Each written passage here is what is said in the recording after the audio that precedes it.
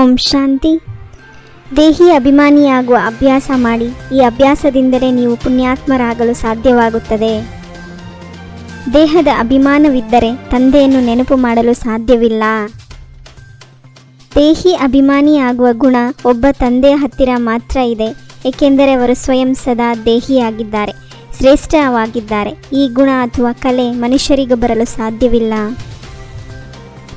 ಈ ನಾಟಕವು ಬಹಳ ಅದ್ಭುತವಾಗಿ ಮಾಡಲ್ಪಟ್ಟಿದೆ.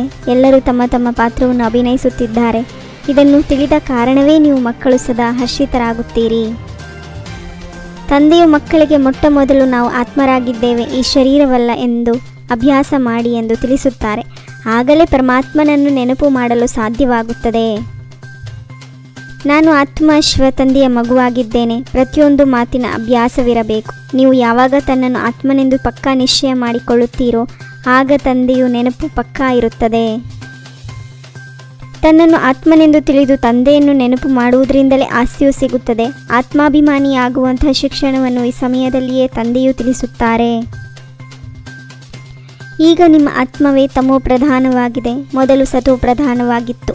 ಇದು ಮಾಡಲ್ಪಟ್ಟಂತಹ ನಾಟಕವಾಗಿದೆ. ಇದರಲ್ಲಿ ಯಾರನ್ನು ನಿಂದನೆ ಮಾಡುವ ಅವಶ್ಯಕತೆಯೇ ಇಲ್ಲ.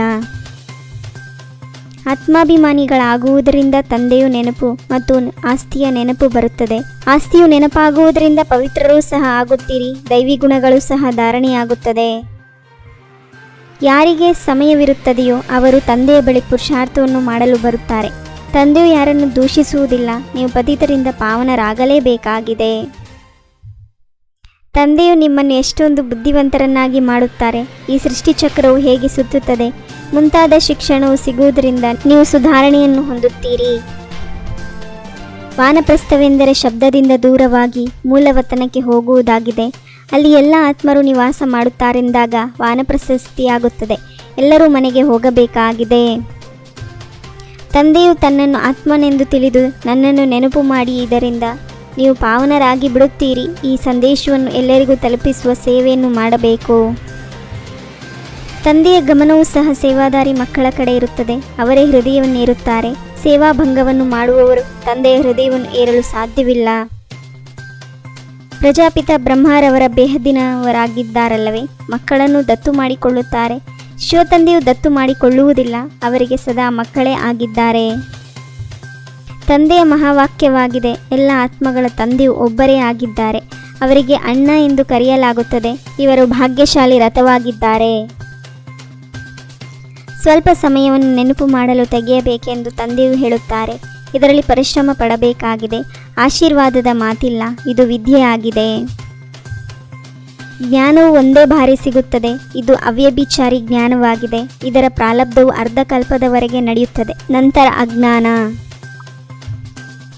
ಸೇವಾದಾರಿ ಹೂಗಳಾಗಬೇಕು, ಅನೇಕರ ಕಲ್ಯಾಣಕ್ಕೆ ನಿಮಿತ್ತರಾಗಬೇಕು. ನಾವು ಬ್ರಾಹ್ಮಣರೇ ಅರ್ಧಕಲ್ಪ ಸುಖವನ್ನು ಭೋಗಿಸುತ್ತೇವೆ, ನಂತರ ಅರ್ಧಕಲ್ಪ ದುಃಖವನ್ನು ಭೋಗಿಸುತ್ತೇವೆ. ಪರಮಾತ್ಮನ ಜ್ಞಾನದ ನವೀನತೆ ಪವಿತ್ರತೆಯನ್ನು ಧಾರಣೆ ಮಾಡುವಂತಹ ಸರ್ವ ಸರಳತೆಗಳಿಂದ ಮುಕ್ತ ಭವ. ಪವಿತ್ರತೆ ವಿನಃ ಜ್ಞಾನಿ ಅಥವಾ ಯೋಗಿ ಆತ್ಮ ಆಗಲು ಸಾಧ್ಯವಿಲ್ಲ. ಪವಿತ್ರತೆ ನಿಮ್ಮ ಜೀವನದ ಮುಖ್ಯ ಅಡಿಪಾಯವಾಗಿದೆ. ಧರಣಿ ಬಾಯಿ ಬಿಟ್ಟರೂ ಧರ್ಮವನ್ನು ಬಿಡಬೇಡಿ.